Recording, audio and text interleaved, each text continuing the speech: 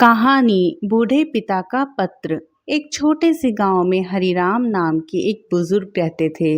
उनकी पत्नी का कई साल पहले देहांत हो चुका था और उनका एक ही बेटा था जिसका नाम था अमित। हरिराम ने अपनी पूरी जिंदगी मेहनत और संघर्ष में गुजार दी। उन्होंने खेतों में मजदूरी की, खुद की ज़रूरतों को नज़रअंदाज किया, लेकिन बेटे की पढ़ाई में कभी भी कोई कमी नहीं आने दी। उनका एक ही सपना था कि अमित पढ़ लिख कर एक सफल इंसान बने।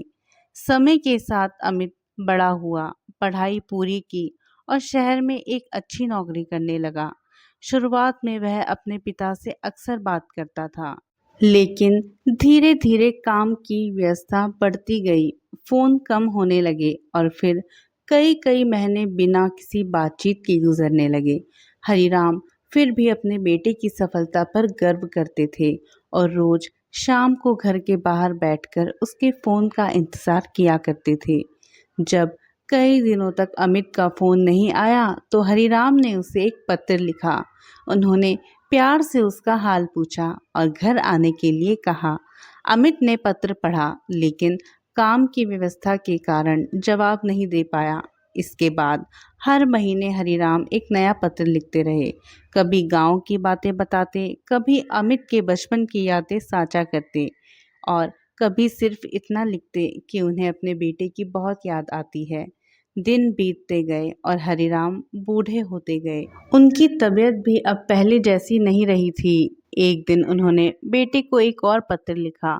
उसमें लिखा था कि उनकी आंखें कमजोर हो गई हैं, लेकिन वे आज भी रोज दरवाजे की तरफ देखते हैं कि शायद उनका बेटा एक दिन अचानक घर आ जाए। अमित ने वह पत्र पढ़ा तो उसका मन भर आया, लेकिन उसने फिर सोचा कि अगले महीने छुट्टी लेकर वह गांव चले जाएगा। दुर्भाग्य से वह समय भी कभी नहीं आया। कुछ महीनों बाद अमित को गांव से एक फोन आता है। खबर सुन के उसके पैरों तले जमीन खिसक गई। उसके पिता हरिराम अब इस दुनिया में नहीं रहे थे। अमित तुरंत गांव पहुंचा, लेकिन अब बहुत देर हो चुकी थी। जिस पिता ने पूरी जिंदगी उसका इंतजार किया, वह बिना बेटे को आखिरी बार देखे ही उस दुनिया को छोड़ चुके थे।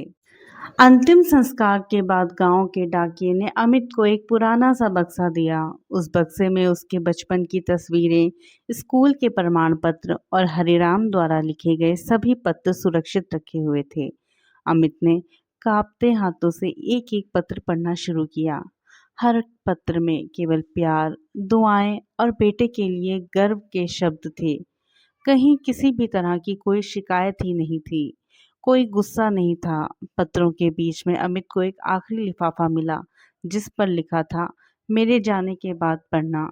उसने लिफाफा खोला और पढ़ना शुरू किया। उसमें लिखा था कि प्रिय बेटे, मुझे तुमसे कभी कोई शिकायत नहीं रही। मुझे हमेशा तुम पर गर्व रहा है। बस इतना याद रखना कि जीवन की सबसे बड़ी सफलता पैसा कमाना नहीं, बल्कि अपने परिवार और अपनों के साथ समय बिताना है। अपने लोगों को कभी मत भूलना, क्योंकि एक दिन समय निकल जाता है और फिर केवल यादें ही रह जाती हैं।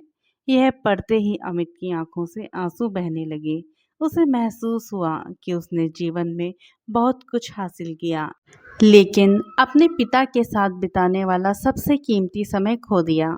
उस दिन उसके मन ही मन एक वादा किया कि अब वह अपने परिवार को कभी भी नज़रअंदाज नहीं करेगा और अपने जीवन में रिश्तों को सबसे ज़्यादा अधिक महत्व देगा।